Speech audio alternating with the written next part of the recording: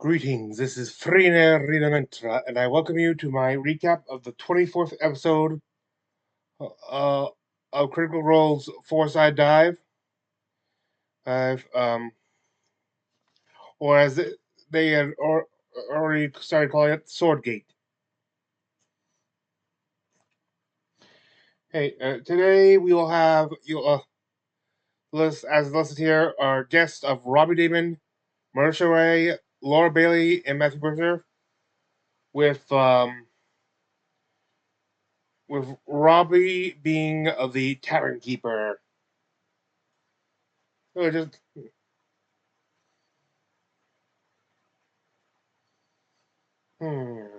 as we get into it,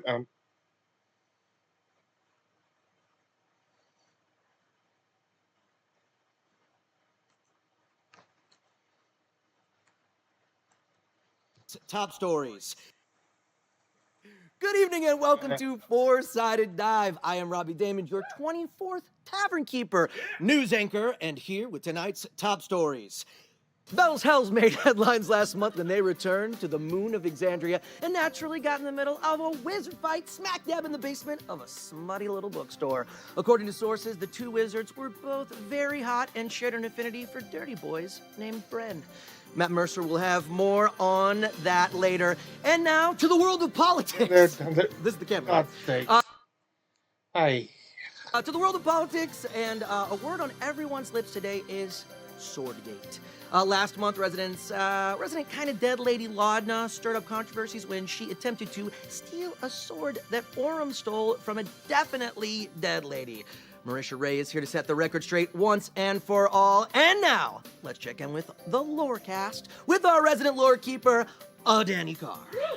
Well, Robbie, whether or not Amadna can recover from this is yet to be seen, but here we can see a strong system of romantic turbulence between them that could make your Thursday night a little tearful. Also, temperatures in the north around Aor are heating up due to a concentration of hot boy energy. Later, fashion icon Laura Bailey will walk you through what not to wear during this hot boy summer. We'll have your 5-day Lorecast within the hour. Back to you, Robbie. Thank you, Danny. And finally, of course, Dorian Storm has officially made his way back to Bell's Hells after failing to save his friend Opal, thanks a lot, and his brother Cyrus, and ghosting Dariax. But he's brought Orem a brand new outfit? He's brought Orem a brand new outfit. Bought him one. That's right, I did that in real life.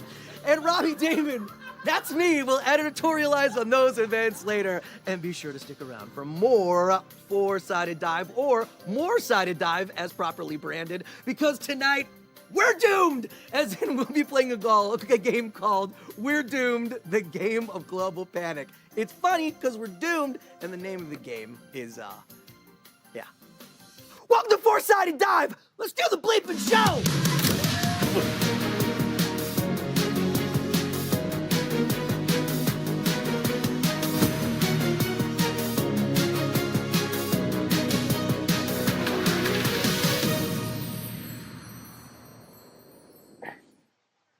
Welcome back.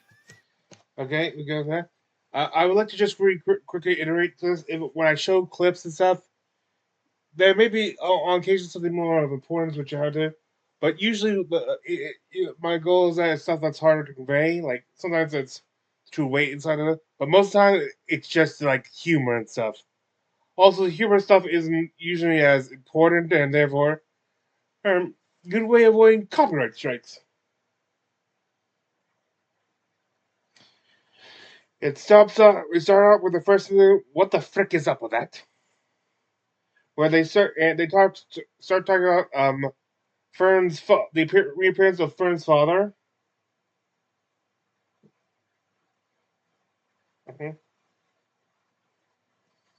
There, which was interesting for probably like him. That's like I think he appeared like he had like there's like a some sort of they said that there was some sort of vision of him in EXU, but I don't.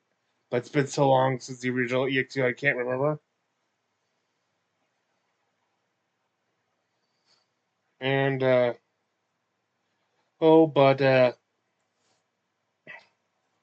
Robbie, however, well, there was kind of very interested in this part because he was not actually fully caught up in that stuff. I think he always knew he's going to be coming back to the campaign at some point. And didn't want to know anything. And maybe didn't want to know anything that his character would know. Or I'm giving him two of his credit. mm. Then we go on.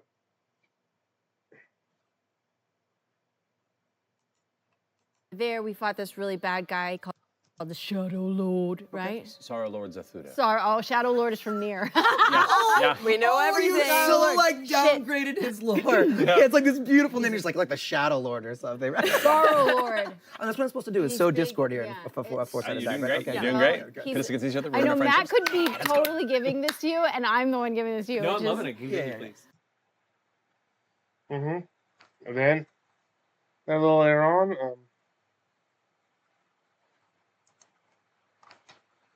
To be Oh, that's an Arun is important born. part. She's a vessel, a potential vessel. there's talking about She's a Fern here. banana.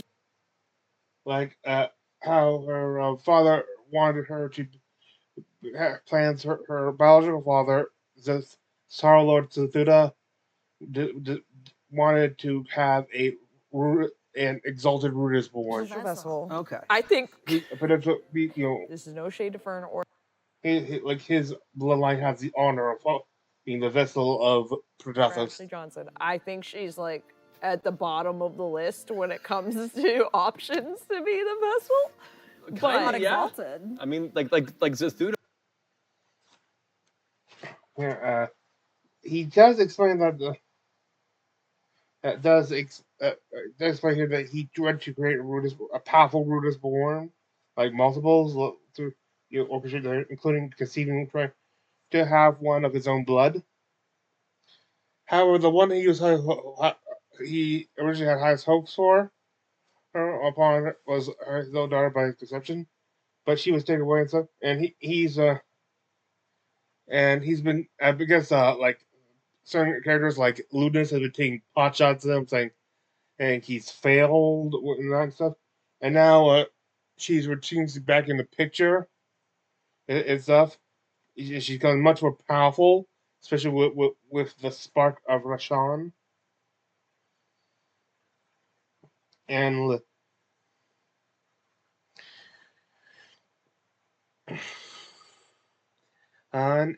now she's definitely a more viable one, and she's gonna become more powerful. And for him, it's like a drink like this is his chance to prove them all wrong. Like you will see who you've mocked.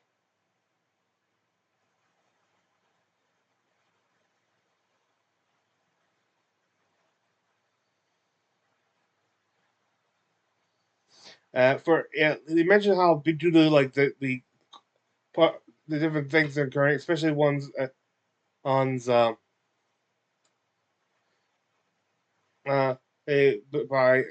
especially with the actions of the party, Bell's Hells, like plans have been made to have been altered, need to be altered. Like paths has shifted. Like for some, they're like worried about that their shit wrong. Others is like things have not been going the way they wanted, and they can see this as opportunity to shift things back into their favor. Or let's say that the Rudidian side, like the pro-Prodathos side,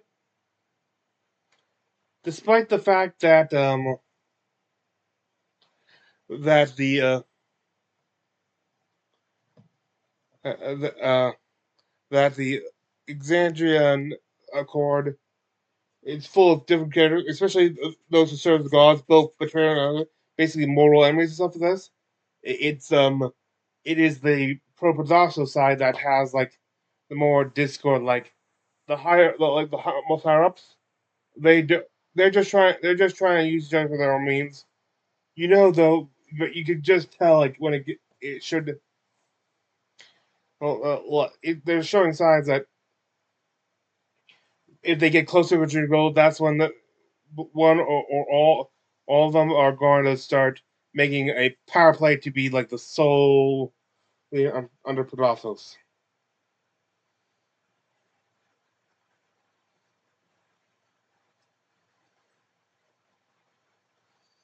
Let's see. They talk about how Dorian kind of remembers stuff about uh, uh, uh, uh, like they're bringing some stuff back from EXU and how like a lot of the plot points and stuff are stuff from campaign 2 or even 1. Like stuff has been here since the planning of camp of the Exandria to begin with. Like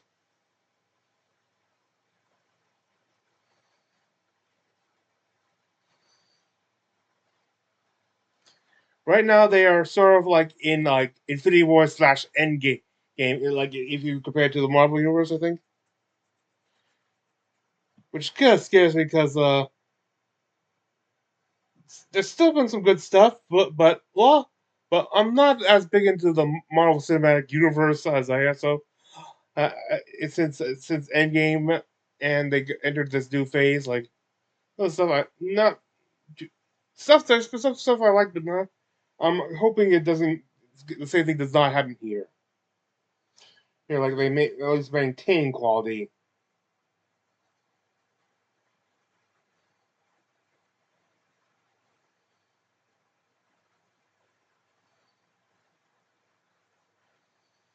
Mm. Then they move on to more and Dorian and Robbie brings up like what's going on with Imogen's mom. Like keep in mind he's basically been Robbie himself basically has been out of the loop in game or out game since and just trying to learn more. Or Imogen and and believes that her mother is kind of too in dot is she's definitely on the road to be saying stuff like she's gonna be on the side and stuff, but she definitely acknowledges that that she was kind of been slightly indoctrinated in this, and while she doesn't and when it came time to ask her whether or not she to stay or come with them, she chose to have her to stay behind on Rudis as a scout. Have Leon. So but for the biggest reason is they sort of touched on this a little bit, but back in the show campaign, but they really it's really emphasized here over and over. Imogen, Laura, and through her Imogen, didn't trust Liliana to come back with them. Like whether or not she could end up being a spy or like either intentionally or inadvertently, like maybe there's some sort of psychic link still in here, and that allows them to spy through her, or that. Not to mention, not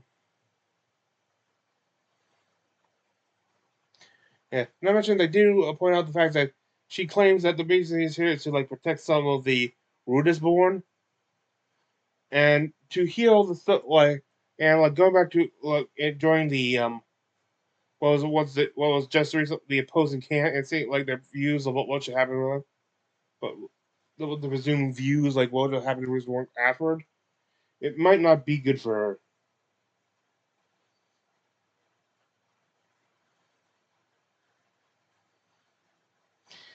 We also talk more about Lana and her recent actions, which have been definitely called into question. Uh, and Marisha claims that she is playing a character who doesn't see her life as her own anymore. Like she's becoming so committed to get to try to help the others succeed that she's having to pledge more of herself to Delilah. Like we've already heard her say like a couple times in campaign, like it's getting hard to tell between herself and Delilah anymore. So there's that.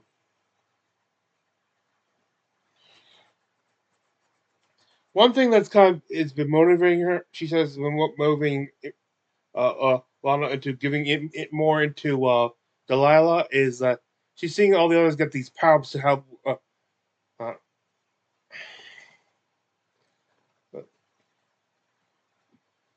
uh, getting these power-ups and stuff like the sparks and the shard, like or making a deal and getting the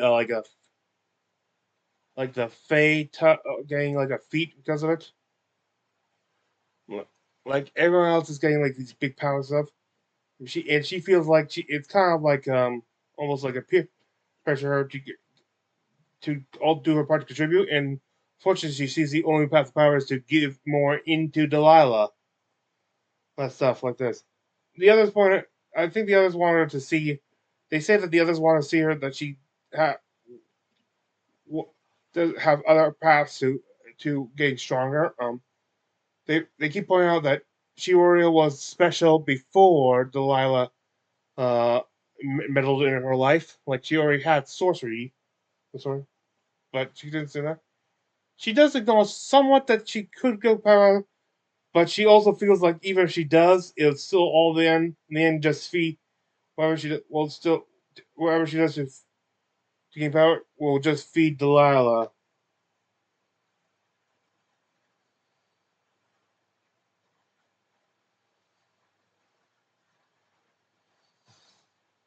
And I think it was Robbie who asked this next question to Marisha.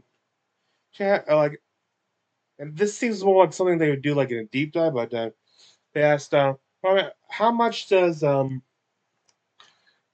character build inspire her like role playing?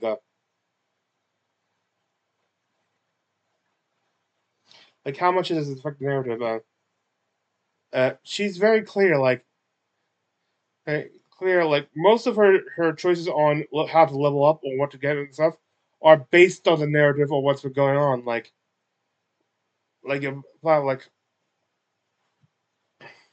what it feels like. Not so it's the narrative that's guiding the build. Like she admits that on occasion she'll get something just because it's too useful not to do, and even so, it's probably something the line will have. And even just getting something for fun.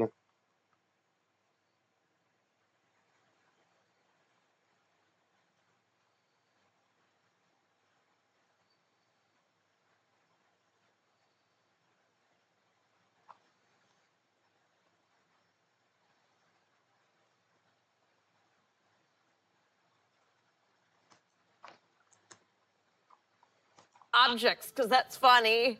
And it's also very useful. It's very useful, yeah. You know? Very Laudna. Yes, Yes, it's so exactly. And it's our very first fight of the campaign, right? Yeah. Didn't we fight animate furniture, All right? all the animated furniture. Yeah. So it's all You kind could of coming start so around. many adventuring parties by throwing them at a bunch of first level, second level people. What if that's what Laudna does It's a after she retirement? retires? Yes. Just building like, well, heroes. this On is a how- rocking porch. Well, Yeah. they look like they have potential. Broom. Oh, that's funny. It's the only way she knows that adventuring parties start. So she's like, I'm just paying it forward. It's the campaign 19 Laudna's Legends out there in the world, just crushing it. I like that you're imagining Laudna as an old lady now. Miss Dead End. We'll see. Ooh. Excuse me. So Well, fun. speaking of like family yeah. issues, Yes. Now we get more into like asking about Dorian's here, specifically how how Dorian and into the Robbie is taking Cyrus's death. He says that this is something he was not expecting to happen. Like for one thing, and when he came Cyrus as part of Dorian's backstory, but the idea is, but he never. This is not a character he intended to ever meet in campaigns stuff, uh, uh, stuff. And he's got like apparently some questions from people like since like the breaking the episode that broke up the Crown Keepers, like whether or not the plan was always to have Cyrus dead. He wasn't even. Uh, uh, Robbie didn't even plan for him to ever appear and stuff like that. So this was not a plan. And to the extent that he himself is actually mourning the character.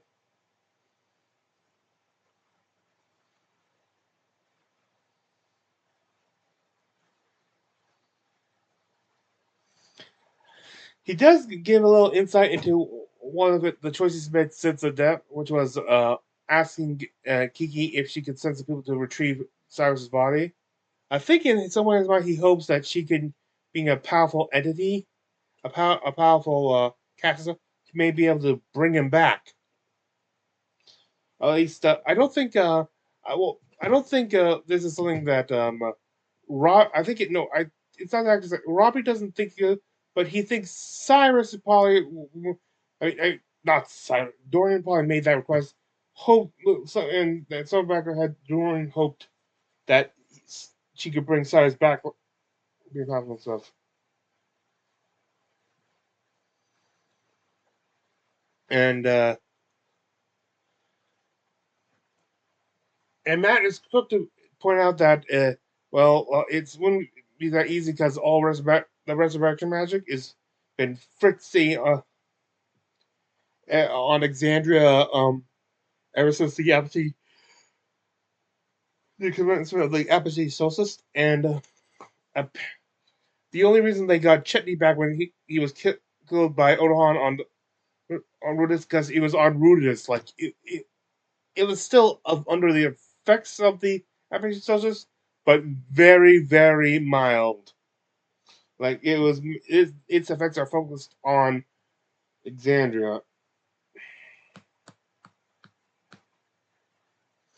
However, Matt does say it could be an interesting motive for going forward. Like they kind of left it there, but it's kind of obvious. Like maybe like if they could wrap this all up fast enough stuff, and they can restore this and maybe end the effects of the Apogee Solstice, get resurrection back there, and as a reward, he could try to get a Dorian revived, get Cyrus revived. I can't believe I keep mixing them up.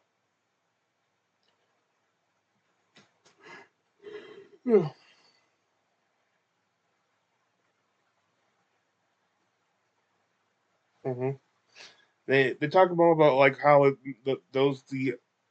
why like the Apogee Solstice is not doesn't have that big of an effect on the surface of Rudis, like which is that Rudis is has its own magical.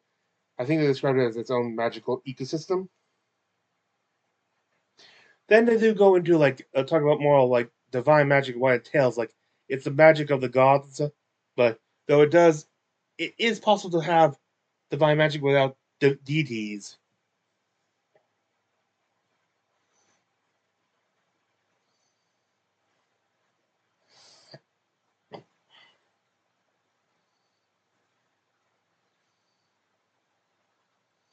And like how like certain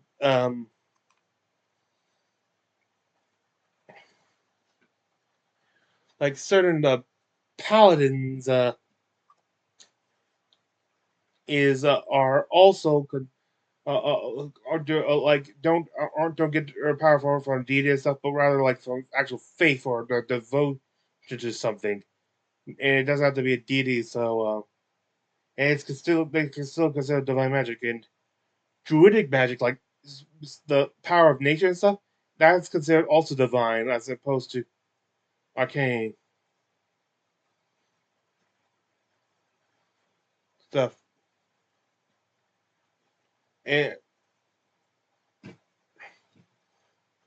that also points out that the concept of divine magic requiring the gods is something that came down from the gods themselves. So, as we've seen in this campaign, we're not sure how accurate that is anymore. Like how much of this is just them trying to protect themselves.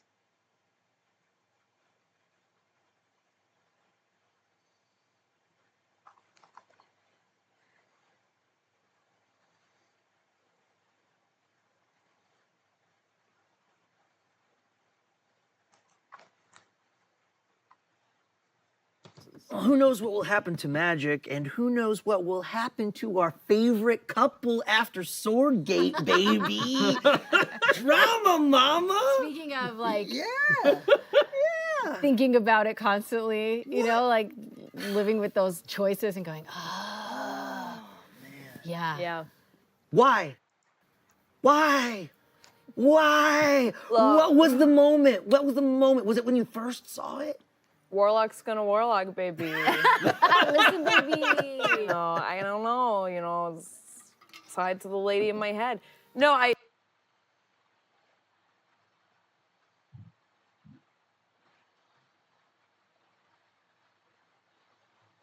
She points out. She goes to describe how once they got the sword, it wasn't her plan to always absorb it. It sort of happens like she just playing it like trying to figure out how Lotto react to certain things, and like with her being more fragile right now due to the death of F.C.G. and all that's happening. So like suddenly seeing the sword and stuff, which once claimed her own life as well as many of her friends. Though her stint that time was a lot longer.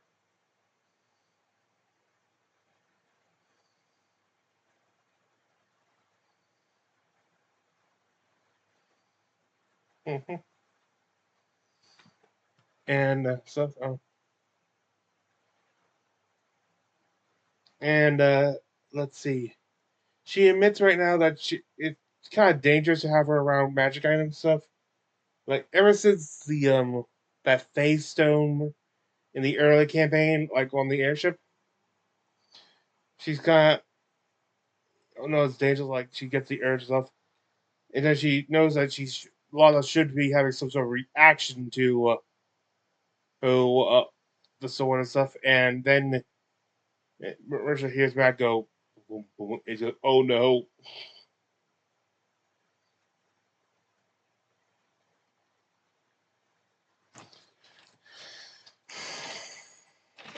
And unfortunately, she even has a cover story where like something she could tell the others why she was doing it, and also tell herself why she's doing it. Like this sword has done evil. We've seen items in the past that a lot of this bad games, a lot of these items were past campaigns, but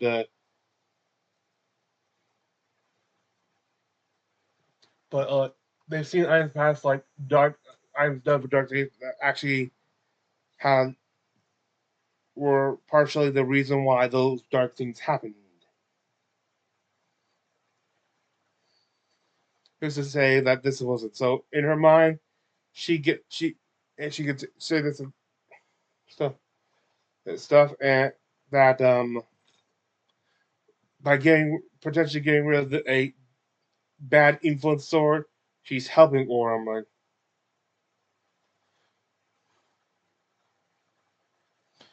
okay, Dorian, Dorian, Robbie then talks about how like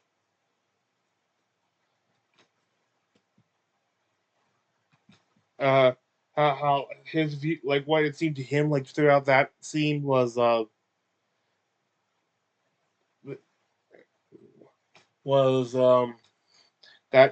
if it was like Lana was still very much in control, but still going with it.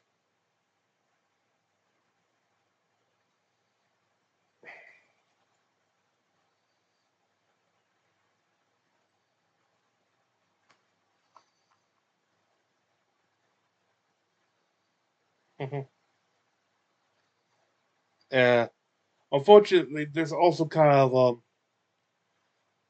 of played into Mercer's personal preference, like for like juicy choices, as she's brings them.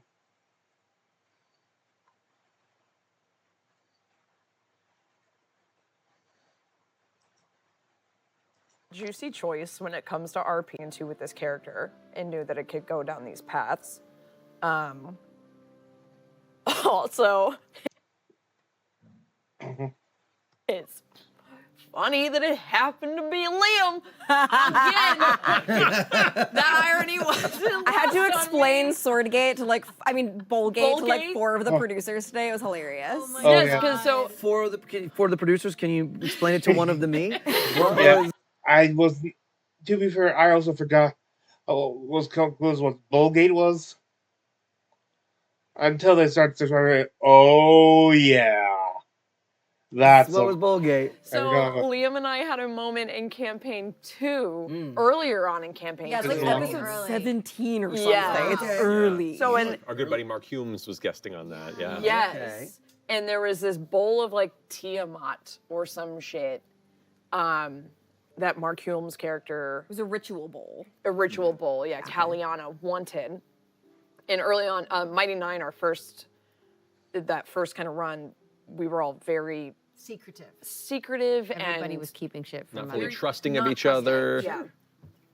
For like a kind of a long time. Yeah. Especially, maybe too long. especially Caleb. Yeah, Especially Liam's Caleb. character, Caleb is super not trusting. So and he's playing this Reason. dodgy wizard who, once again, kind of, it was almost like the roles were reversed this time. He wasn't like a warlock, but he had these, the demons in his head were his traumatic past, and he was trying to like take as many powerful items to make himself more powerful for his own gains. So he like, without really consulting with anybody, was like yoink to this item that was like Mark Hulmes's The crux narrative artifact. item, and he had been doing this like My story beats. yeah, It was pretty amazing. much. Can you imagine just like taking one of your In fairness. and then destroying it? Yeah. Notes on fire. Yeah. In Jenny. fairness, it wasn't that he was trying to take it for himself. I have to stick up from a boy. You're a Caleb apologist in Bullgate? Nice. I'm a Brian apologist because I'm trying to not let him kill my character in Curse of Strahd. Fair enough. No, but in just the lore. So what happened is it was a bowl that they were not sure if it was a good idea to let this stranger, Mark Hulme's character Kaliana, leave with it because it was an evil bowl used for evil things. Totally. He wanted to destroy it now. He wanted to just destroy it, have it done with. Bo wanted to wait and identify it, or it was reversed. I don't remember. One of them wanted to wait and identify it the next day. The other one wanted to just destroy it and be done with it. And y'all were and Caleb just grabbed the bowl and was like, "I'm gonna do what I want with it." And That's the problem. It's about the communication. again, I'm paraphrasing. Let me make it very clear. If he didn't say, "I'm going to do what I want with it," please don't yell at me, internet. It was a really long time ago. I'm sorry. I don't remember exactly. And all But you got something like that. Revenge 5.5 years later. Yeah, well, so with Bullgate, he was like, I'm gonna take it, which he had kind of kept doing repeatedly with items and being like, I'm making the executive decision without talking to the rest of the party. Because he had identified. Yeah. Because he had And very- identified Very Caleb would have. in a very Caleb way. It was very, it was very much his And character. then keep the little paper that Matt would give him and not tell anyone what it said. That's not Caleb, that's Liam. That was- What are you talking about? All of us were like, what does it do? And So so, funny. so there was this moment where, and then Bo's very dexterous where he's like, I'm gonna take it, and I just went yoink, and like had a keep away moment, and we got into a big fight over it. It was So great. yeah, Yeah, and then Bullgate came from the community being like, you could tell they hated each other in that moment. This was such dog shit. God, this is now you should never play. And we're like, no, it was just a really, really fun character moment. It was really funny. which is why we made the fan, and like Liam and I took that picture after the game to be like, we're still cool, we're still friends, I promise. He is a really fun person to fight with, though. and you, like, even you asking, like, did it feel good? Like, Travis afterwards, he was like, I didn't want to, like, look at you, and I could, like, feel the, like, he was like, and your arguments were pretty strong.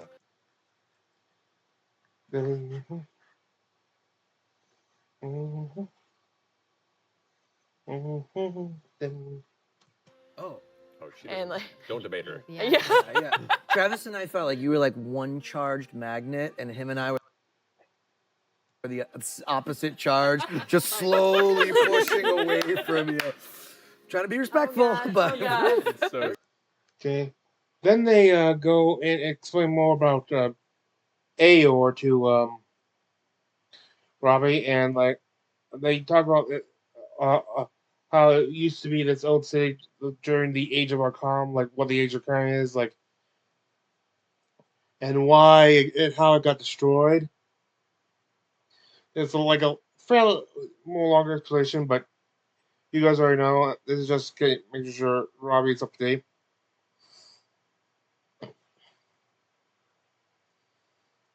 And he does know something about it because of he has read like some of the critical novels and stuff, including one which is like the backstory of the or the origin story of the Tomb Takers and stuff. And he's just and he got to a point where he mentioned like one of his favorite characters apparently got um well, at least they imply that. I won't go into too much of what they revealed about this character in case you want to read this book. hmm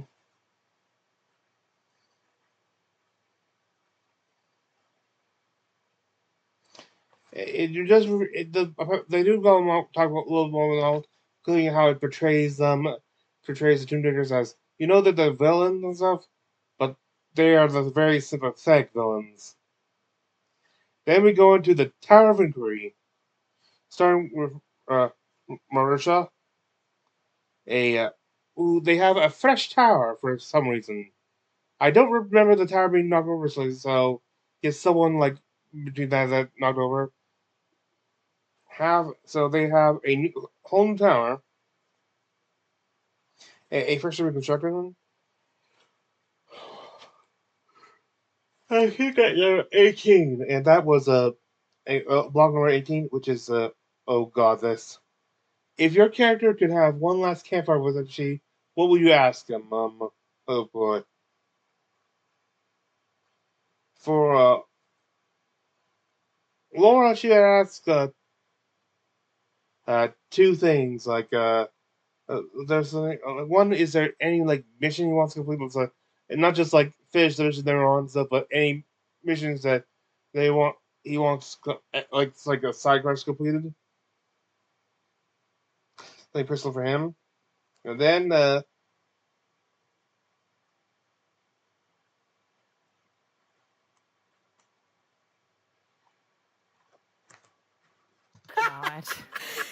Knowing Sam, that is Knowing probably Sam. assumptions, but I would want to know. I ask you to find proof that Exandria is flat. Oh God. Knowing Sam, that is Knowing probably Sam, exactly yeah. what he would that's what say. I would say. my goodness. And then I would want him to know. and the other thing, it was more like she would tell him to never doubt that to never doubt that he was alive. Oh. Uh, and when it gets to Marisha, and she said like how a lot of men probably would who especially having being recently going more off the wagon with her connection with Delilah, and how what did he have that rage mode, like how feel and stuff. Though she probably for reflection, she probably thinks perhaps she wouldn't want F.C.G to know about that.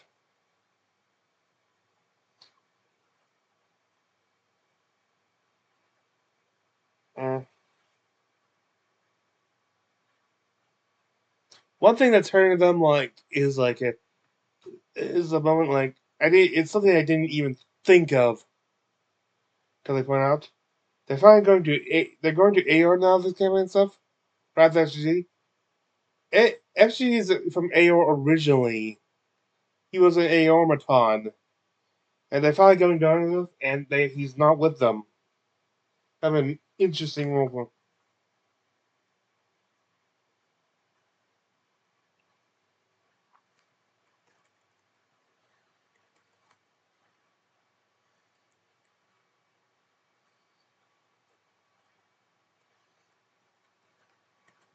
I just want to know if he ever had a dream. Did he ever have a dream? Yeah.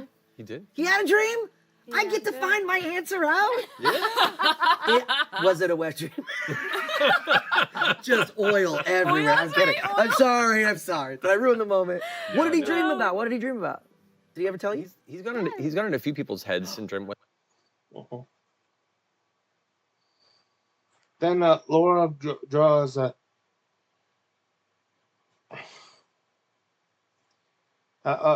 like and goes where gets number 34. And quick note, when she's picking, they're saying she's probably gonna try to pick whichever one will probably F with whoever draws next most. And ended up picking the one that I would pick, which is like this one here, bottom, very very bottom level to the side. Like if you had to look closely, you would have seen like there's been a little bit more weight on this side, so this side left way there, and it definitely would have made it more difficult for anyone else afterward. And basically, if you can ask any question to any character from any campaign, what would it be? I think which Laura's immediate response is, "Are you secretly in love with me?" In the jester voice.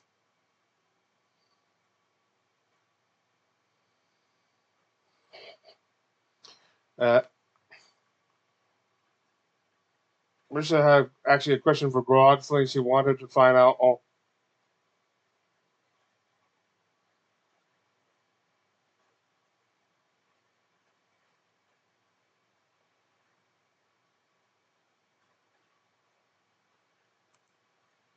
The answer is yes. I know this was a pre-campaign, pre-Critical Role even being in existence home game thing. Did Grog fuck a nymph? No, he answered that. He did. He didn't fuck her. Wait, he did? Yeah, he Yeah, it was in the answered campaign wrap-up. And that's what memories are all about. I still want to know. I still want to know what happened. Yeah. Because he's still vague about what happened. I was She there, gave I her. can tell you. Oh, that's right. No, it's not yours to tell. That's true. You think Travis remembers Yes. Yes. the I details? do. You think so? Yeah. Did he? Yes. He's held it over our Yeah, heads for 12 years. I thought it was holding over Bro, your head as a joke. Think but he about might it. actually Like remember. Travis knows. That's true. He does have the weird trap memory. Yes, and I feel like Both of you, you and him do. he knows so much more lore about Exandria than, I mean. He and I are always having, like, I feel like he and I are always mind melding whenever Matt says something and I'm Yeah. freaking out and he's freaking out I'm so 20 proud of seconds him. before me because of the delay. Oh, I'm so proud of him. Yeah. Well, He just plays dumb characters. my answer still stands. Fair enough. Robbie would like to ask Chet, like, what was he like in his 20s and stuff? And I think the general consensus is he's probably like he was probably like the nerdiest, geekiest character who becomes like the biggest, like, I won't say playboy, but player. Then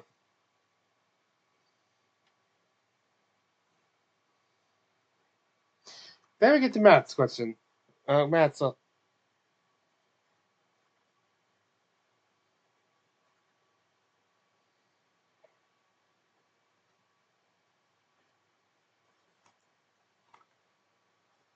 And I'm giving myself a pass.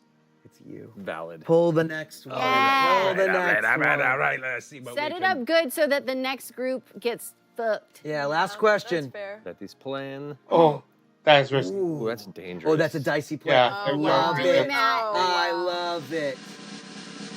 which is all.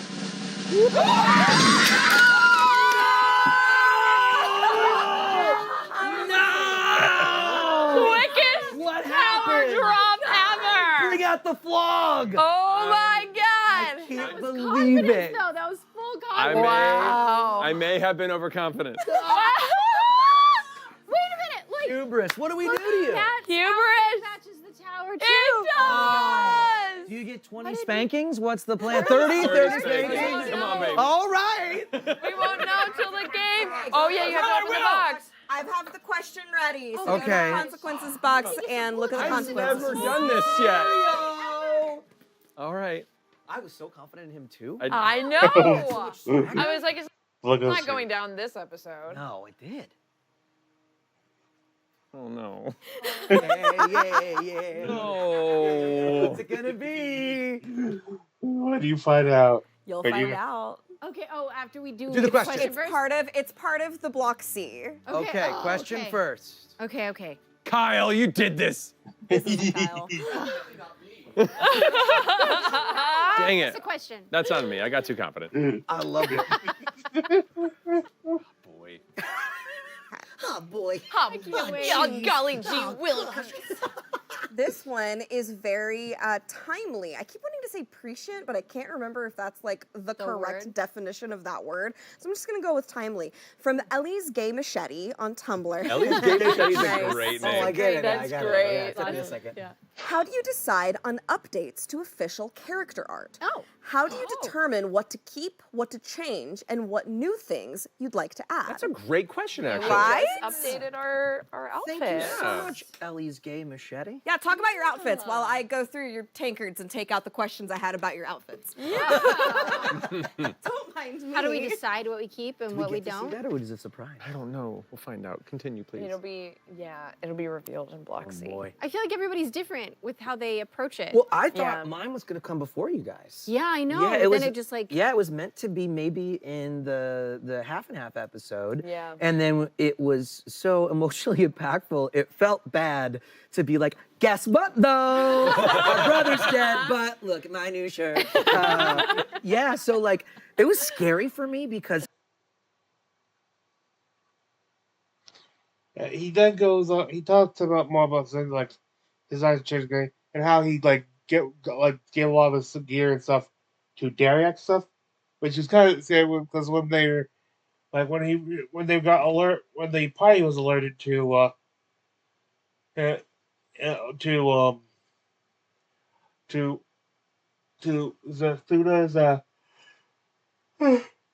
appearance and stuff, he thought he was afraid that Dorian was going to have to go fight him in his underwear. Because he just got out of bed and was rushing out.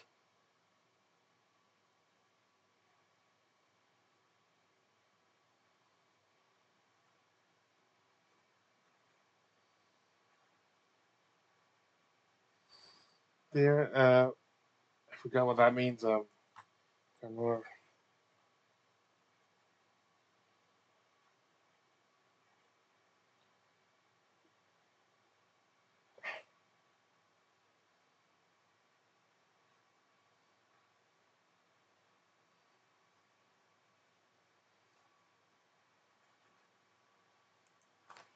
that's an obvious prerequisite. yeah. Must be hot. Yeah. Did your full what's that? Scott, the male figure skater from the Kyle. I wasn't going for male's figure skater vibes, no, but you got it. but You- your Hamilton, shirt, Hamilton. Scott Hamilton. I don't know why you knew that. Right?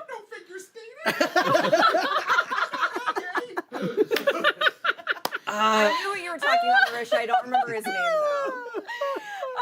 Well, one of the Yeah, things, 'cause- one of the He conversations. would wear the Yeah. see-through mesh Yeah. Well, Kyle. one of the conversations I've had the most on the road the last 2 years, and one of my limited time on this show, one of the most impactful moments was when Dorian basically reclosets himself, which was really intentional on my.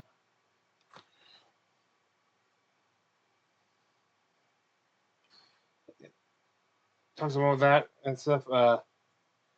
They go into the fact that him and Laura's love of character art with sheer items. I guess those are the see-through mhm, stuff.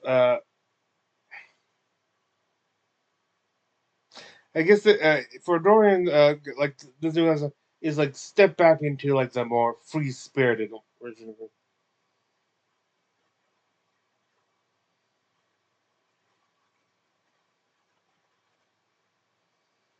And she also wants some stuff like her character's kind of like the some of the the things stuff before like the English, and she's more open up stuff, and she's also showing she's like less naive, more mature, like having more like stuff like battle race stuff, but she still wants her sheer in it.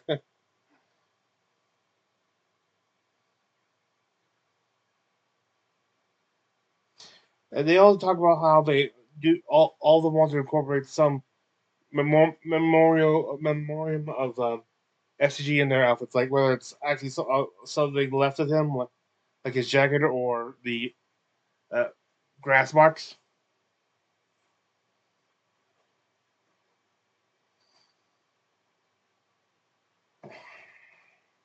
Honor F.C.G was a big thing for their most recent designs,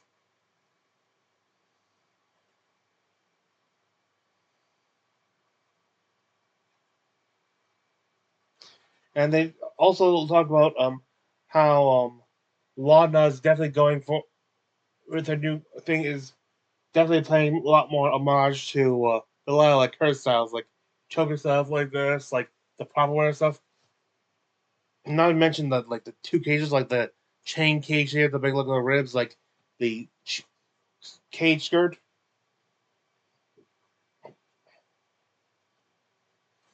The cage skirt was because cage skirts were the what was made to look were the things that made the dresses look more poofier back then in older days. The fact that she has an inside out version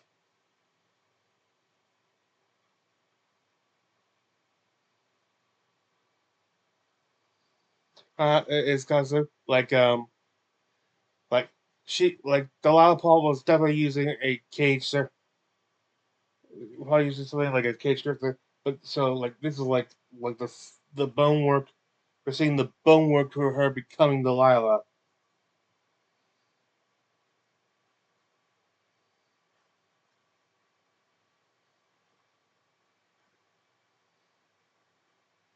Then we go for Dorian paying for Orm's new clothing and stuff.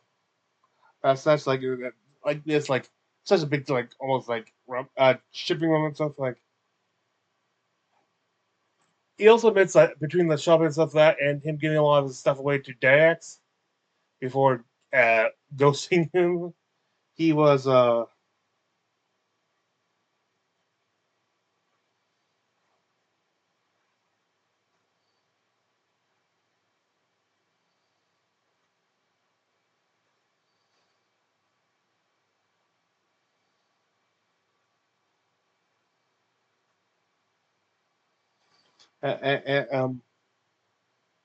that he's basically dirt poor now. He's only got like a few silver and I think ruby dust for currency.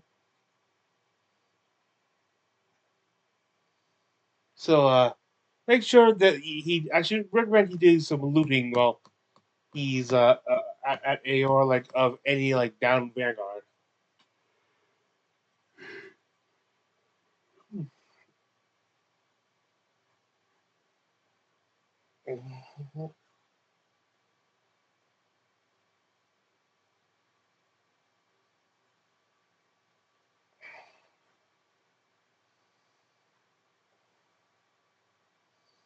Okay, where was I? For he's seeing for Dorian he's seeing like return to it's for him it's like returning to Bell's house is like returning home, but with obvious sign that time has passed. And they talk about like yeah, the situation with the setting stone. and I will actually let them talk about it.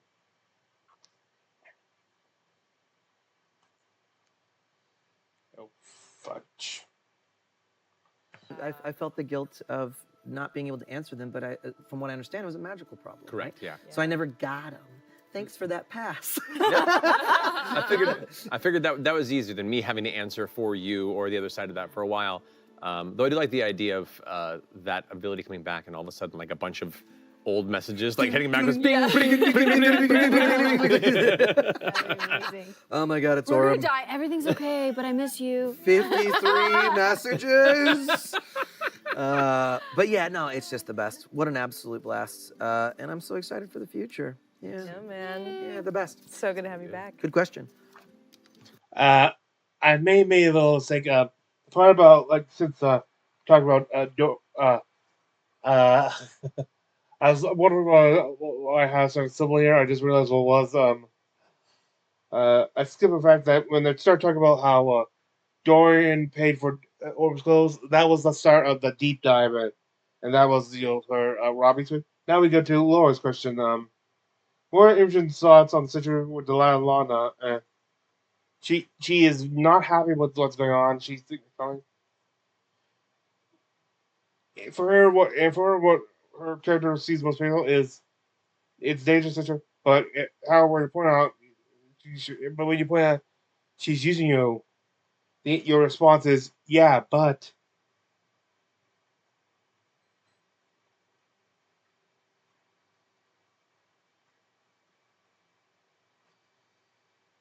there stuff.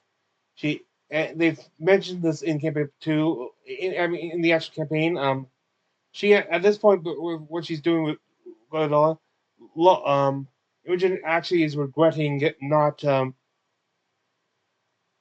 succumbing to Prodathos' influence or stuff, even for like when she tried to like do a mind scan of the of subterranean Rudis, and because it would give her a way of connecting to Lana on the situation, which is kind of sweet, but also. And they come up with the best analogy for what's going on with the engine concerning is this for her. It's like she's dating an addict and stuff. And well, she now the and now for her like she keeps hearing like Lana saying, "I'm not lying to you. I'm not lying to you." And we do point out why that wording is like that a bit later on, but which is I think it goes back to the face stone and shit. Where she said when she absorbed stuff, she said, "You lied to me" and stuff. No, she's trying to go. No, I'm not lying to you. In a way, and it's not like she's actually is lying, because in her mind she actually is trying stuff.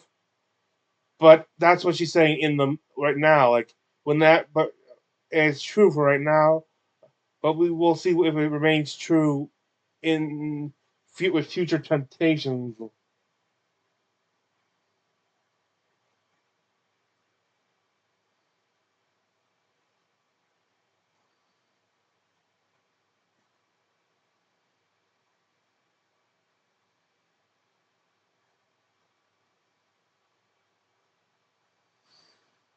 One of the biggest, and there's some like they do talk about more about some of the more heated dialogue, like and like multiple means, like there when like Imogen replies to I will like if she's still on, I will always love you. Is it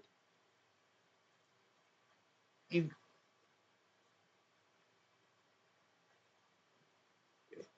you can't help for her you can't help hearing, and I have to agree you can't help. Is she saying that like I still love you or something? But it's like I still love you, but this is maybe getting too dangerous. Like, is there an undertone with that?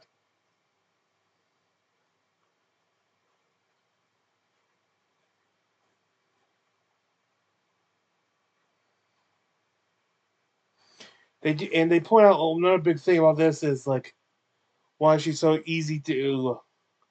She thinks is that her biggest problem has always been her self esteem. Like she sees herself as nothing special. Like, even though Lana had like sorcery powers beforehand,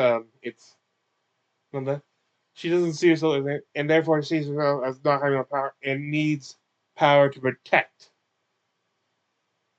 And that's why she's been giving more and more into Delilah.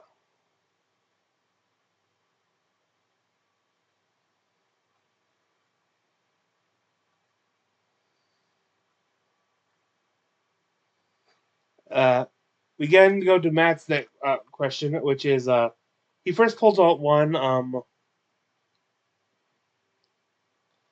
one that is like, what is everything we don't know about Ohan? Is it like, nope, not answering that. I'm saying that for the campaign wrap up. Like, and Danny's like, nuts. Well, worth a shot.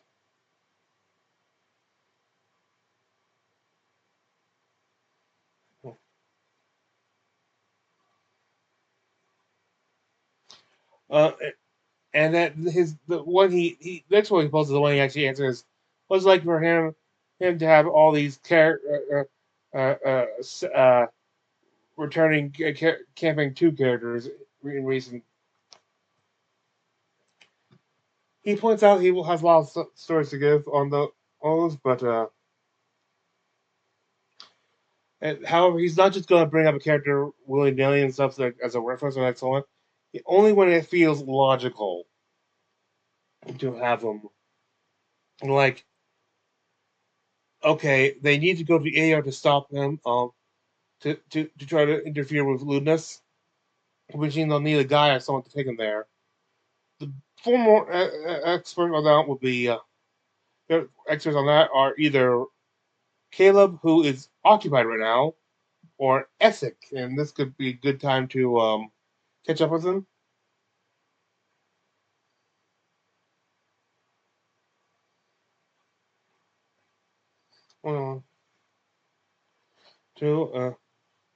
And stuff like they need more information on the Surface Assembly, and so they need someone who's familiar with, who knows the assembly, but is not hostile. And then Astrid, who is not, has no interest in Ludinus's plans. One of his biggest goals when bringing, like, having a character, a beloved NPC returning from a previous campaign, is that it's good for a nice show though, but never have them overshadow the other characters. Like,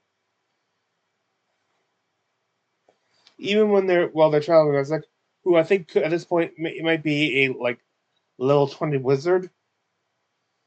They're trying not to overshadow this. It's a big thing you say, like so many different characters, including player characters who are at this point, like any player character from previous character is like a level 20. Like they completely outclassing any current player characters. So that's something he has to make sure he doesn't when he brings back all these legends throughout this campaign. We get to Robbie, and what are Dorian's thoughts on Lana and her situation? She's kind of like nice to see, but it's kind of awkward and stuff.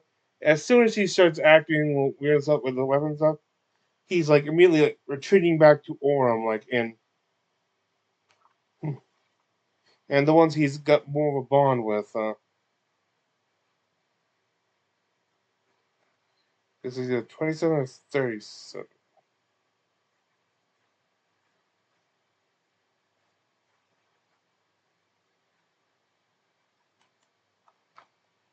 Direct metaphor. Lana's not No. on drugs. You're possessed by an evil demon. Yes. lady. Yeah. Okay, Yes. let's be There clear. is a Correct. It wide- is not a direct metaphor at all. But I think those kind of creative narrative metaphors that are sometimes thinly veiled, Yeah. we can still embrace the reality of what's happening in that moment, which is Yes. that's bad business. It's bad. Yeah, and then yeah. it's like, and at what point do you have to like be there? And then I think like I keep thinking back to when it was just the way you said it that I was like, ugh, where I was like, you still love me, right? And like Lana is doing in that moment where it's like, you know, when you're like, when you fucked yep. up and you're in a fight. And it's instant. And you're Yeah, like, of course I still love you. I love you. Do you still love me? And you were like, Of course I will always love you. Yeah. And there's the way you said it was like, I'll always. Oh yeah, like yeah, okay. I think I was looking for 37.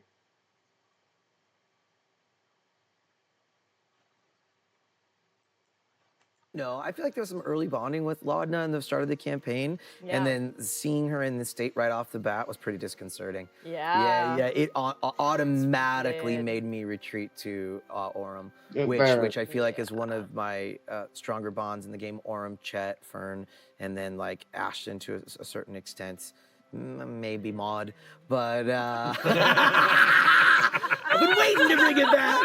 Oh, you played right into it. Yeah, you did. But yeah, it was scary. It was genuine. Also, it's one of the biggest scary things out there, or why this going on and stuff like there. Like what happened with Opal, like getting taken over by the Scorpion and stuff. And stuff. He not only is he need like after and having his previous group disbanding, basically being torn apart, and trying to see some of my friends and stuff how they're on their mission. Not to see like something very similar happening to Lana, who is willingly giving into it. It's like that is very traumatic for him.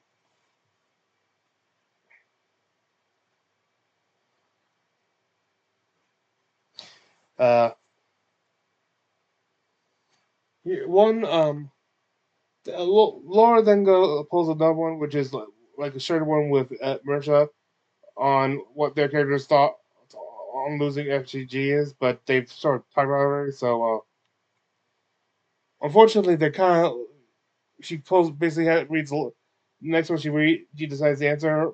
Also been over it too, but it's like the whole hassle with that tankard and just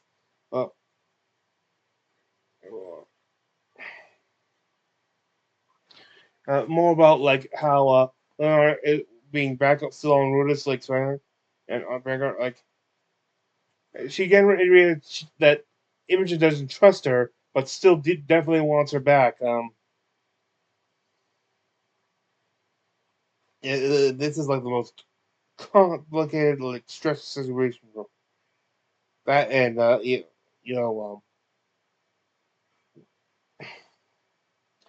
and watching her girlfriend become possessed by the bitch witch of the lich.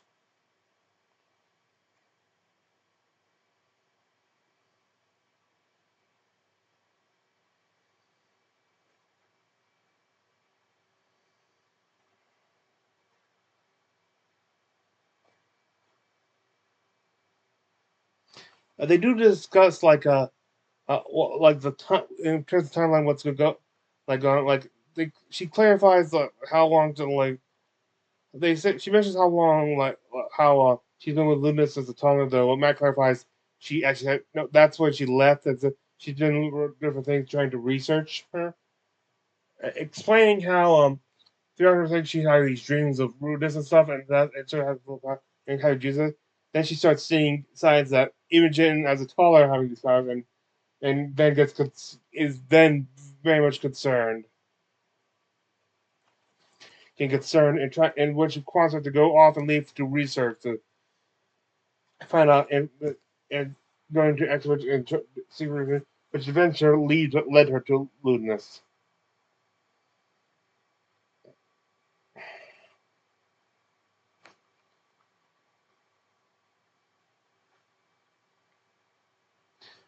This may be the one I managed to show the most restraint when it comes to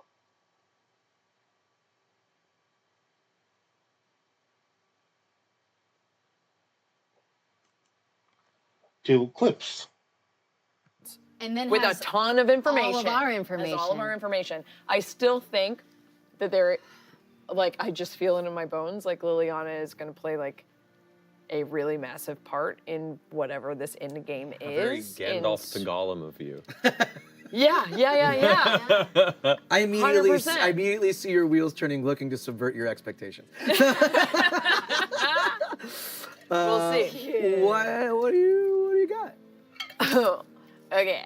You also run through all of your questions. I did. But this one's kind of important because it has a big caveat. How are Imogen and Laudna doing now? That's the answer. What did Imogen mean by saying she will miss their cottage? Did they break up? Say psych right now. Say psych. To be fair, this was a big one for me because I heard that that line at the end of that episode. I was like, "What the hell does that mean? Are they breaking up?" Like the stuff like, I'll always love you," but it's like almost your mind. It's like what's it like a Mandela effect? Like you could like you could practically hear her add a butt in there. It's like not actually saying one. And then like Mr. Khan, like it goes back to what we were saying, like what she would do is like settle down with law in a little cottage somewhere and stuff like that.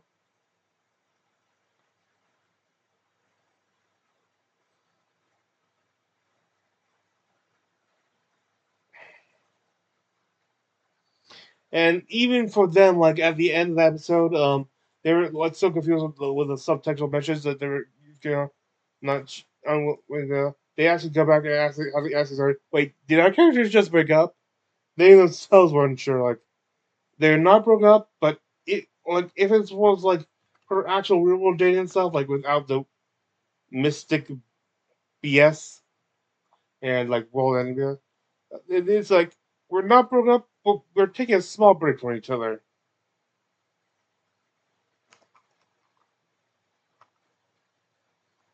That's the best way they can describe. Before I believe the love is back on. It feels Yeah. very like Just make it. Should we make it right now? Not right now, not okay, you two. sorry. You're Sorry, sorry, I understand. Took a turn. This is not the deep dive I intended. Let's get those views. Spoken like the true creative director. Yeah, whatever. It'll pop off on TikTok. But yeah, true. It feels very much like we're not broken up, but we are taking a break. It feels kind of like that. Yeah, it's like I don't want this to end, but did it end? You know, like yeah. I don't know. Mm-hmm.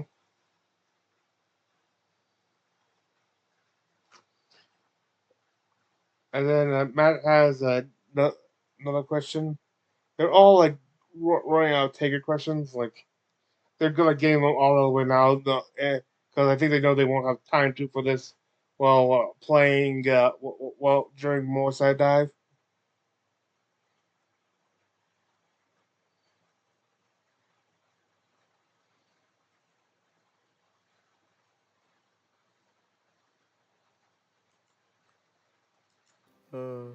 I don't know. We'll see. Time will tell.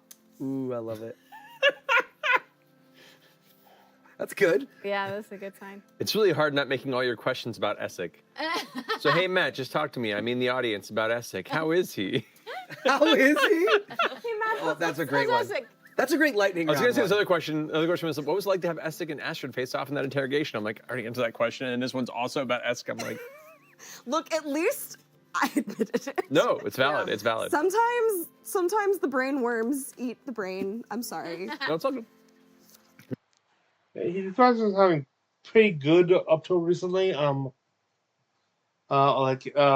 He's keeping a low profile. Like, maybe like a lot of stuff is like occasionally helping Caleb teach, and help him doing some experience, some of which he's helping Caleb with his experience and stuff like that.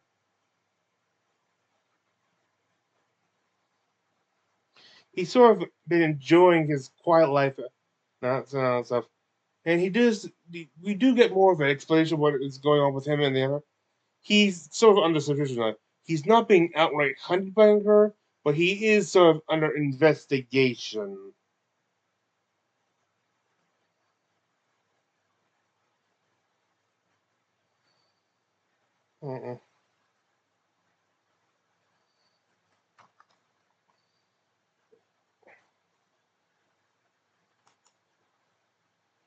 Oh, that's him. scaring the hell out of him.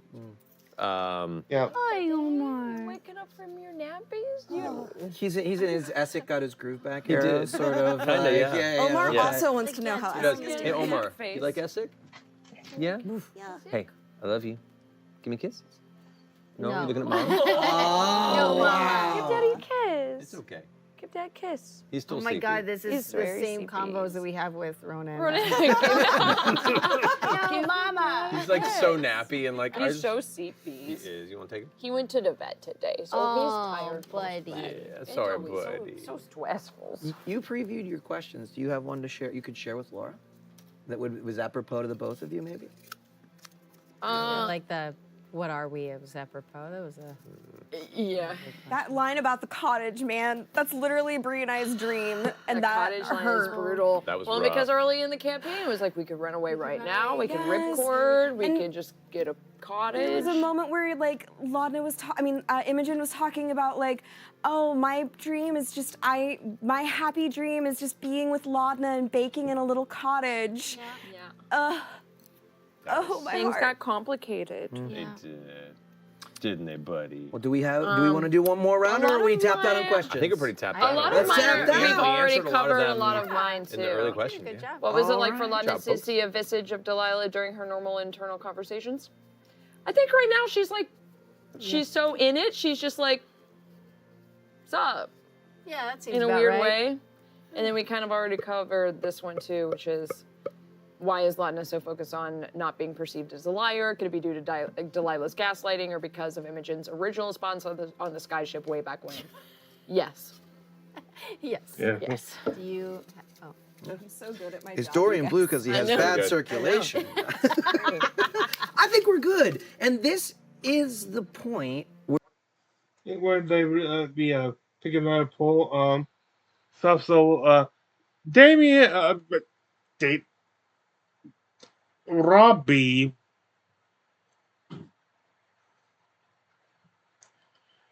Robbie basically goes and scoops up a random one up. Conveniently, since he's the last one there and Mrs. Matt's there, he doesn't have to risk getting consequences. Since they haven't reset the tower yet, so.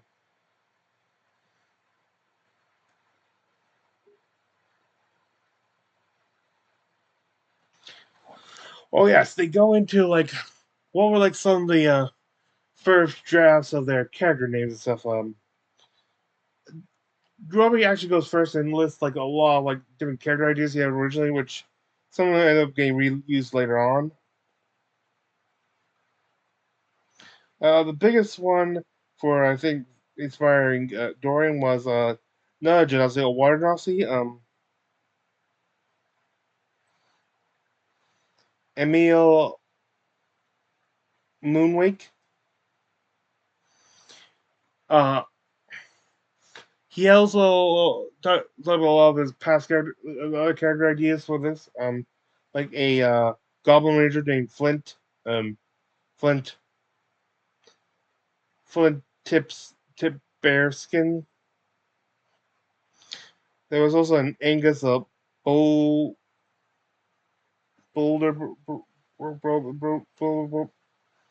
I forgot. Oh, and here's another one. He's I think Flint actually made a narrative telephone.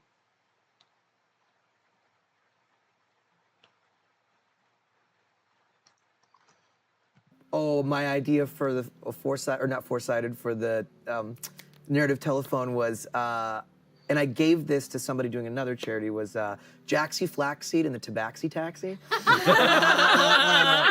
So he was like a retired monk that just went into the city and ran a rickshaw. It was awesome. Yeah. It's amazing. Pretty fun. Yeah, those are some of my first ones I played with. One of my original names for. Oh God, yeah. They talk about how, ironically, I imagined the character art was supposed to be different for her back then. Before she was on Imogen, like Imogen's original name was supposed to be Red, which would have created some interesting things for Matt.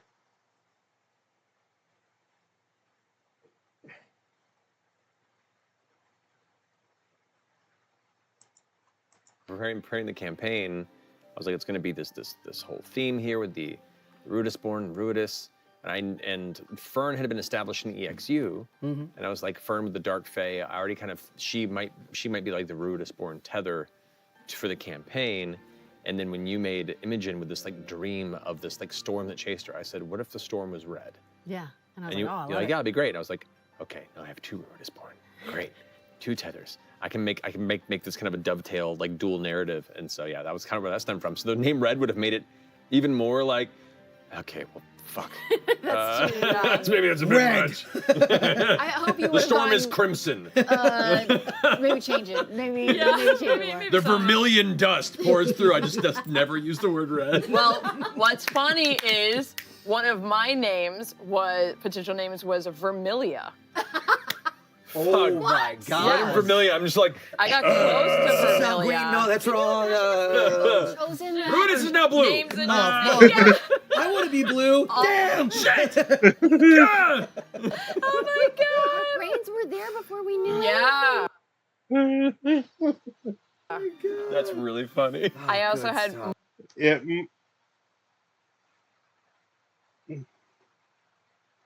Morella was another one. Noxy, Noxi. Of course, there's Matilda, which she ended up making Lana's original name. And then,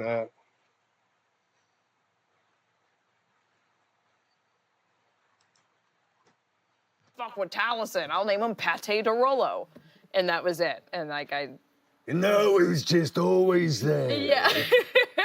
My God. It was so funny. that's You funny. establishing the whole persona for him for a number of like a big chunk of the campaign, Yeah. and then you're taking that one warlock level where you can bring Bring him to life. to life as a Yeah. familiar. I'm like, uh-oh, Which is it? I gotta do this now. Here we go. No. Well, that was a super fun. we now, and afterwards they move to break, in which case then they move to more side dive, where they play We're All Doomed. A sort of like a game to save it's to save humanity, but with a lot of political intrigue and stuff.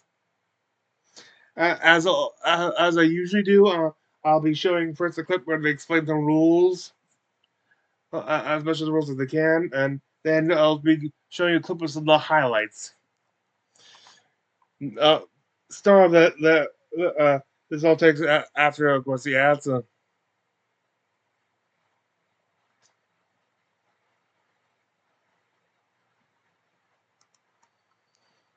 Boy. It's game time because tonight we're playing We're Doomed. We are going to play it. In this game, the world is coming to an end.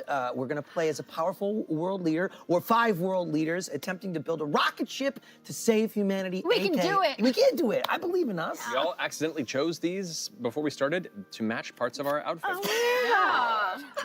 Completely unintentional, actually.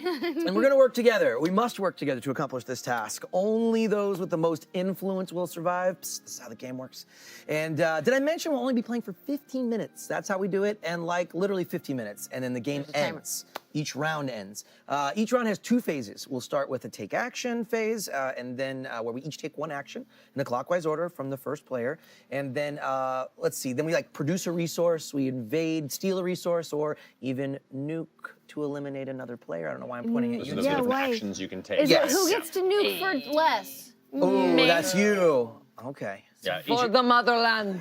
yeah, each of us can use the same actions, Do. Yes. but each of us have a specific benefit that we have. Like, what are the benefits?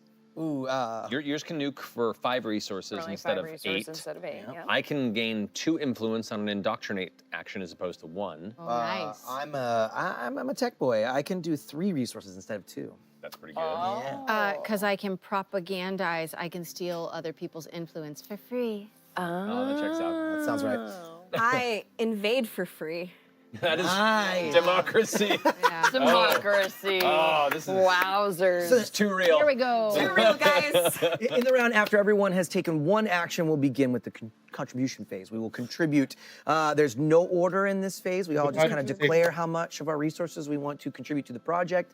And then whomever contributes the most resources in the round is awarded the first player coin. There it is. And an influence coin. And then you draw an event card, which will shake things up. Clandestine events are read silently, and public events are read out loud. We'll all know what they are. So let's begin by figuring out what types of governments we'll be playing as. I think we've picked them. We've also explained them a little bit. Fully thought that mine was not actually talking about my card, just what democracies do. Yeah, and I feel like I was like, oh, it's telling me what I do in the game. I thought it was just a fact. Yeah, I guess go through. So your democracy, your Corporatocracy. corporatocracy, Yeah. your ooh, I'm a Good technocracy. corporation. technocracy. Yeah. And then I'm a theocracy. oh. Yeah. Hence the indoctrination. I'm in autocracy. And we'll start with the first player, and then we'll work. What are you? What are you saying? No. I mean, I think we should really work. Autocracy. We got to work it out, We gotta plan it, work work together. together. We don't want to like do anything to trick each other. The game starts now. Wait, I go You're first. first, that's I right. go first. Wait. Okay. Action, take action. I will produce. She starts with the producing, which gets her some materials. Then explain all the rules. I'll just show the highlights. You can look up other. There'll probably be videos online explaining this somewhere. Let's see,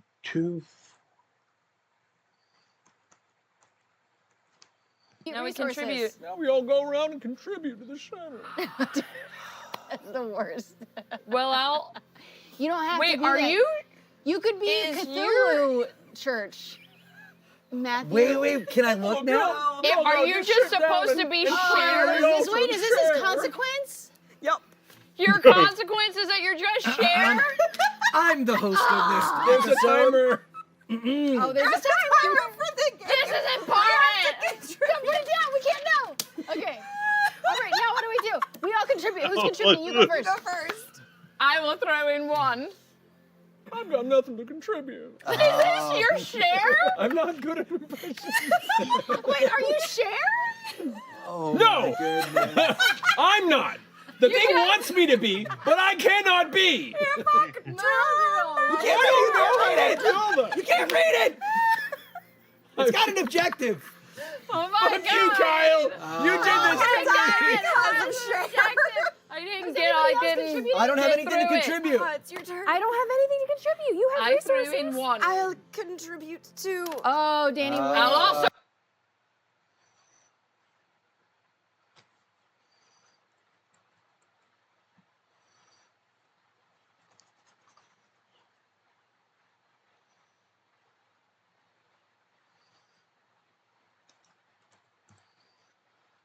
then we. Oh my god. Fuck you, Kyle. You did this to me. I didn't get. I didn't. I don't have get anything to through it. contribute. It's your turn. I don't have anything to contribute. You have I resources. threw in one. I'll contribute to. Oh, Danny. I'll also contribute two. Oh. For a We get to total of. vote. So now we all have to vote. We have to vote to see who keeps. Who? On the count of three, we all point to who we think wins the round and gets the influence token. God, but she can nuke us. 1, 2, 3. Wait. One, Oh, two, it's a tie. 3 wins. It's- no, no, it's 3 Marisha. wins because they It's pointed a to tie. themselves. Oh, it's a tie. Yeah. It's because you're all afraid. No, because you stole from me. Because you're all afraid. No, I didn't do nothing That wrong. makes perfect sense. Okay. And then I gain an influence. What the? All right. And I pull in a vat. What time is it? Oh, it's clandestine. Okay. Does that mean only you can know? And then Yeah, you're the very first player now interesting too, for right? our video okay. format. Go again. Okay, the clip was supposed to start here. I guess it Zoom in. like the Get her 15. face. You gotta do the tongue thing. Yeah. You're You're doing great. You're a doing great great, baby. impersonator, You're doing Matthew. so I good. hate this. My whole back is warm and. Same though. I'm so hot. Interesting. Okay. And not in a good way.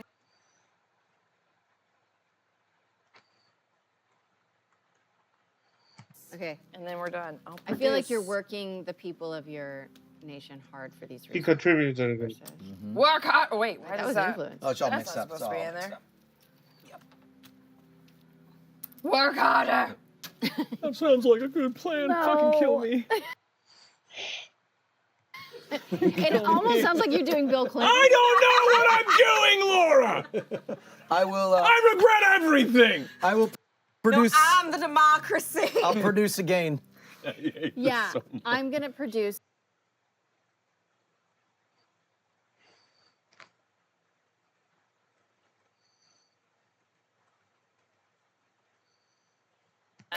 Shuffle, You have to shuffle. I You can't have it. No, you don't shuffle. No, you though. don't. I thought That it one said said specifically to Here we you. go. Oh, okay. Yeah.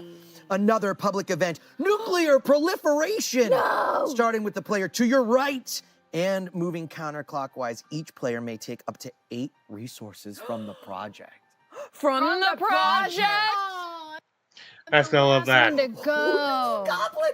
Up to, get out of my, up to 8. A Up to 8. Makes you go around counterclockwise. Oh, no! I just wanted to get in there. I thought we were just all You're going. the every man last for one to himself. go. I know. I don't have anything. Yeah. Look, I just got to Every build a ma- mega church, That's okay? not fair. Don't know. Oh, it's my turn. You don't get to. Wait, did I ever Oh, take well, a turn? shit. I only pulled a card. I didn't take a turn. So Well, I'm there's gonna, nothing left in there for the rest of us. I'm gonna produce again.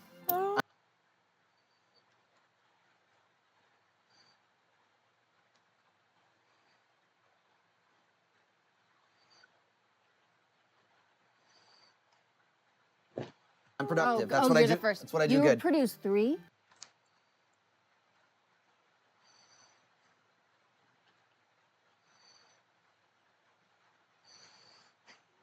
Oh, no. Because this democracy is gonna keep stealing my stuff. All right. Omar, don't poop on the set. I'm gonna invade, but I'm gonna invade that theocracy because I think you're a sin against my God. Him too. Oh my. Come here, BB. I don't agree with your religious politics. Separation of church and state, but not really.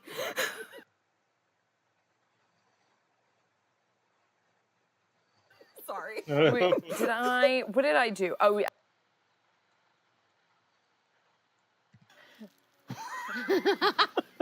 This is my hell. This is my personal. Guess we're gonna pray and gain 2 resources for our theocracy. It's not even. It's not even Bill. It is Bill Clinton, but it's Yeah, it's Bill it's Clinton. Dana Carvey doing Bill Clinton in the Dana Carvey show. You That's guys what it remember sounds like. 1995? So now we all contribute. It's contribution time. Everybody And I can think do I that. start. I will start. I'll start.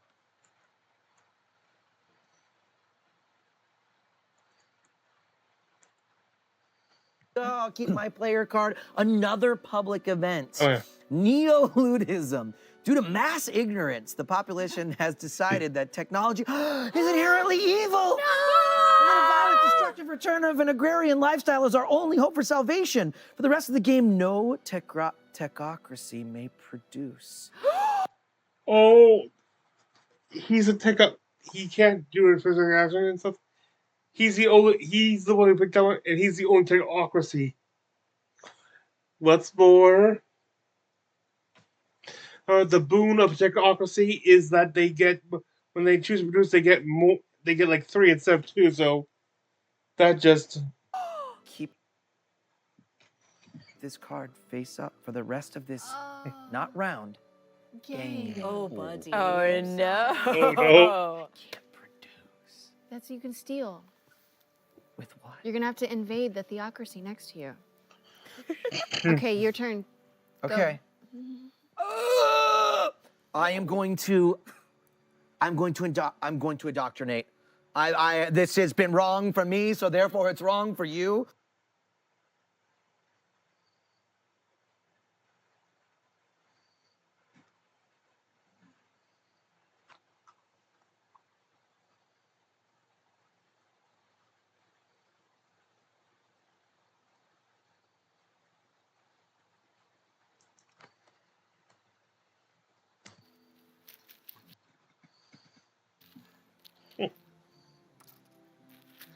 So quiet. What are you know, gonna do, just Cher? I'm scared.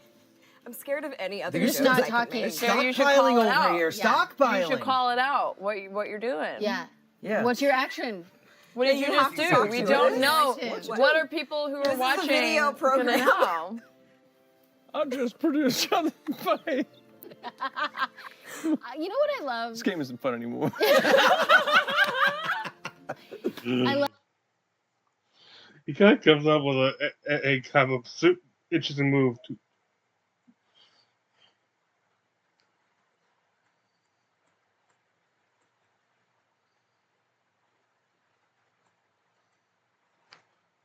Oh yeah, it was fucking awesome. I was a kid, but it was. The first concert Is my it a mom public? saw We're as running well. out of time. Okay, sorry. It is a public one. Moving speech. Move about the room while giving a gruff but This is a long one. uplifting speech to your compatriots. Gain 1 influence for each player whose shoulders you touch during this speech. You may not gain more than speech to your compatriots. Gain 1 influence for each player whose shoulders you touch during this speech. You may not gain more than 1 influence per player. Wait, what? I don't understand. Can't you just go around and touch I everybody's can, shoulders? but I will make a rousing speech. I don't understand. We are running out of time. Hey, P.S. It's 40 resources for 1 seat on this rocket. Yeah. No, we're definitely not. Do you We're gonna use up all our Believe. time. in life after love? I can feel something inside me say, I can feel it too. Yeah. I really don't think you're strong strong enough. Not strong enough. Sit your speech. Do you believe in life after love? After love, after love, after love. Not your speech either. She was touching me. Are you done? Because we're out of time. So I really Everybody gets an influence? or Fuck, no? I'm forgetting the rest of the lyrics. We all get influence. You touch our shoulders and we all get influence. So wait, I know Oh, I I get thought she got get influence. influence. Oh, yes, you get Gain 1 influence. influence for each player whose shoulders you touch. Oh my god. But I don't think I get it from. I think I just gain it Yeah. from the stockpile. There's 4. But I didn't. Is this your influence? Yeah. We don't take it from us? Thinking- How's it worded? Move about the room while giving a gruff but uplifting speech to your compatriots. Gain 1 influence for each player whose shoulders you touch. Guys, what are we doing? What are we doing? You may not gain more than 1 per player. 2. Yes, 3, 3, 4. 4. I So get that's it. Okay, go. We're Okay. not getting off of this. planet. Okay, we're definitely not. I will. He's shit. about to nuke us anyway. I will spend 1 resource to gain this influence because it's You're funny. getting a seat for yourself, huh? Uh-huh. I got you, babe. Who are you nuking? Myself. Can you do The gods will protect me. And my nightmare, my watch is over.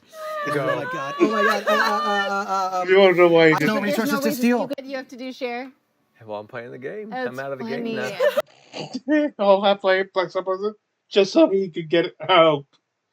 And not in a way that he wins. Like, Done. he just needed it I out. can't produce Can't anything. do anything.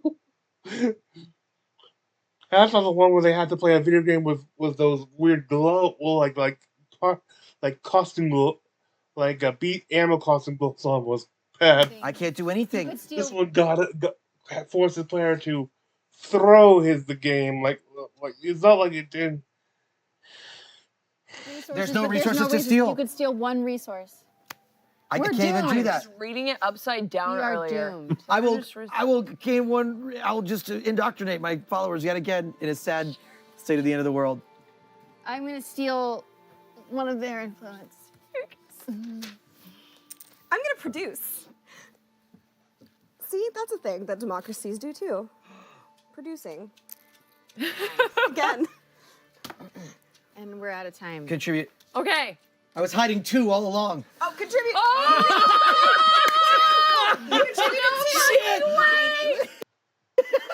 You can't hide it. That's fully amazing. cheating. That is That's fully a full cheat. That is fully what Which is technocracy technically would do. Of course. course. It was under the firewall. Cheating is something you can do because it's not relevant now because the game is over. If you are ever caught cheating, undo that cheat and discard this card to avoid any in-game consequences or social repercussions. Is that really the one you pulled? That's the one I pulled if I was caught cheating, but I didn't cheat. I don't know how to. Is it cheating to steal your card?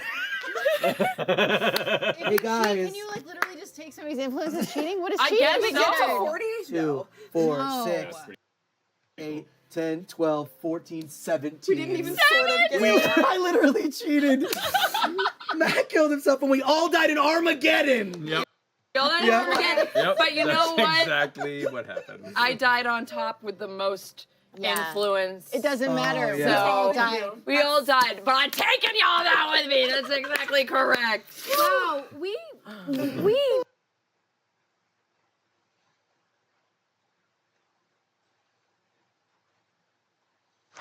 Yeah. I think Matt's takeaway is we all lost, but I lost more than you guys. Without that, the episode ends with the traditional theme song. After which, you freaking. I was like, oh, this is your weird theocracy. Or I fully thought that's voice. what that was. And then you said, snap out of it. And I was like, oh no.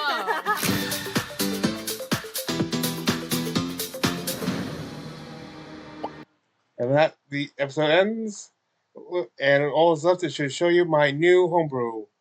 This is my Warlock subclass, the Championed. For power, people have made contracts with all manner of higher entities. You sought it elsewhere. You sought it from your fellows. You sought it from the many. Unlike many others, basically where you have some powerful entity you get it power. You basically this is not from a power, but from a group of stuff, like maybe a large group of stuff, like stuff you perform some sort of contract or stuff with a large group of stuff, like. And I kept going back and forth with different names. One of them was like the politician and stuff like that. Or the people. It's sort of like that stuff. Like there's many ways you could play off. Like I kind of like branded as like this nobler warlock class, but you could go either way. Like maybe you're like the designated assassin of a cult. Or something like. Maybe you're like a sheriff somewhere, or some sort of like senator. Or maybe you're just like the town hero, and they all decide to find a way to contribute to your abilities. As I do with almost every spellcast thing, because I think it's a crime not to have one of these. The expanded spell list. At first level, you get your first level spells, Healing Word, and Heroism. At your second Warlock level, you get third level spells. The third level.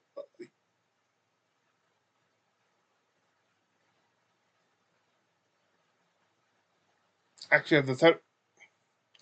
I forget what level you get these at. Your first level spells you gain are when your spell slots are equal to level 1. Healing Word and Heroism. When you have access to level 2 spells. Borrowed Knowledge and Enhanced Abilities. A lot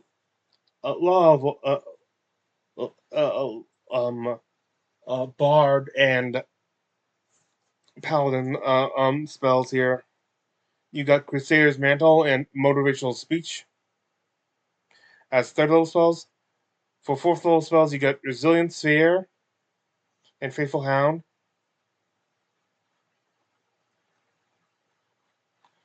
I forget why I chose those. They get Mass Cure Wounds and Steel Wind Strike for fifth. Again, I forget why I chose Steel Wind Strike. Then you got your other level 1 Warlock subclass feature. This is the keystone to the subclass. The People's Trust.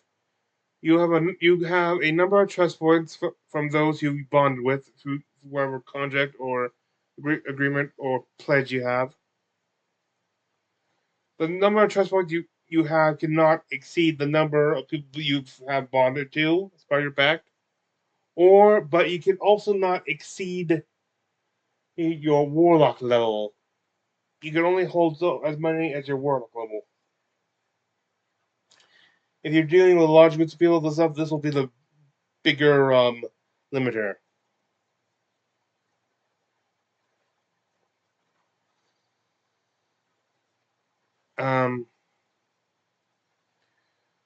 When you make an either attack roll, ability check, or saving throw, with the exception being death saving throws, which you don't get to, you can use your reaction to spend a number of trust points to boost the skills and you can boost it by the number of trust points spent. Like if you spend if you spend like 2 trust points, you add 2 to whatever roll you made.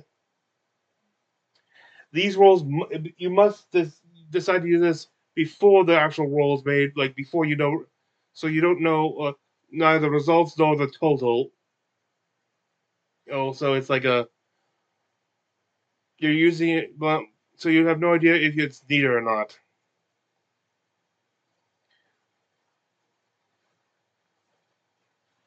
And the maximum amount of trust points you can spend on to boost a roll is equal to your proficiency bonus.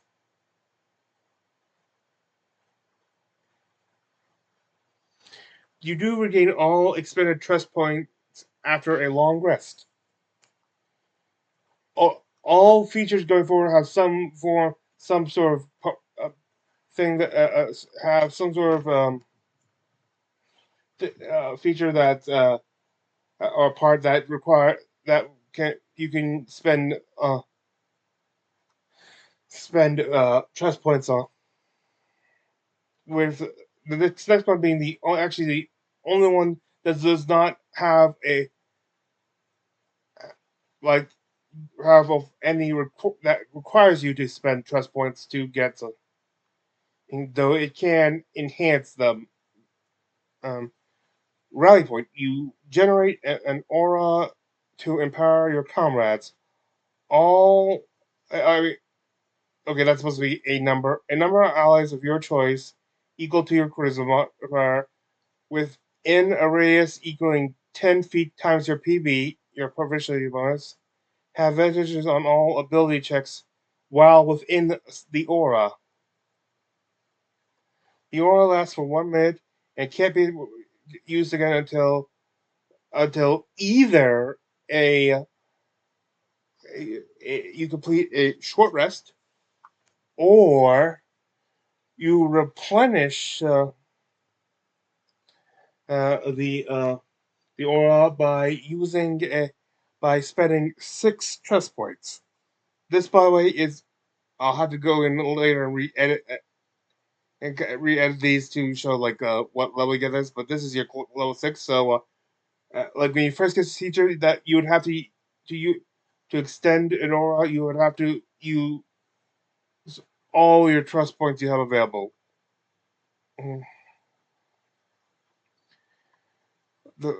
You can also increase the number of allies that are under the effect of this aura, but by spending an additional 2 trust points per extra ally affected. Then at level 10, you get Guidance of the Guarded.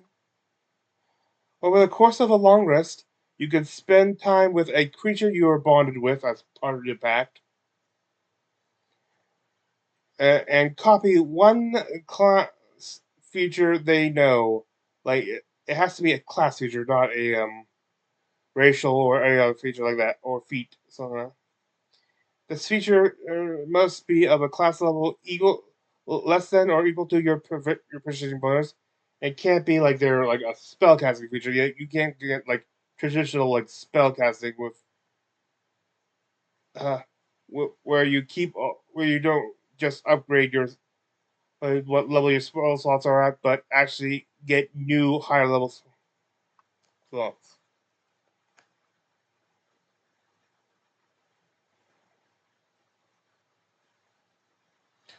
Nor can it be used on a feature you already have.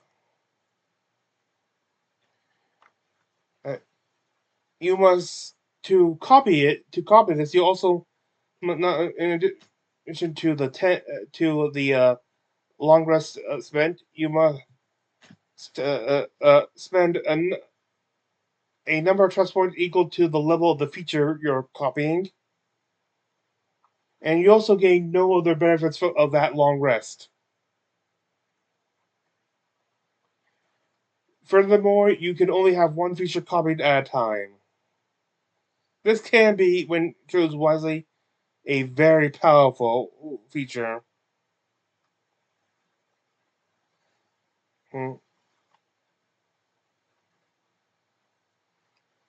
You can now and then at level 14, your capsule ability for the subclass, renewed term. You can now the effects of the people's trust now also extend to death saving throws. So basically on those you want to boost that there. However, it can also be used to replenish other features. You could spend a number of trust points to restore expended Eldritch invocations for those that have limited use. You can restore one use of an invocation that can be restored with a short rest by expending 4 trust points, or double it to spend 8 trust points to replenish an invocation that can be restored with a long rest. Keep in mind, when you first get it, you only get 14 points to get stuff, and you'll only have like a maximum of 20 stuff to do all these features with.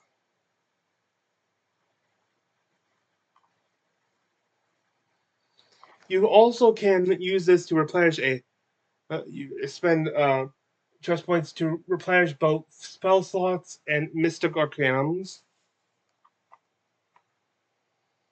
Each time you use your action each time you replenish one of these, you make an Arcana check, and then you treat the result as an ability score and determine what the modifier of this ability score would be. You take the level of the spell slot or mystic arcanum, double it, and then subtract the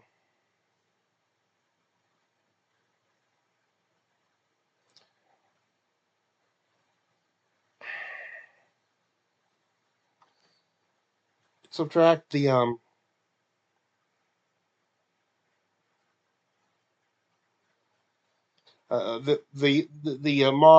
modifier to determine how the cost for restoring the spell slot or mystic arcanum.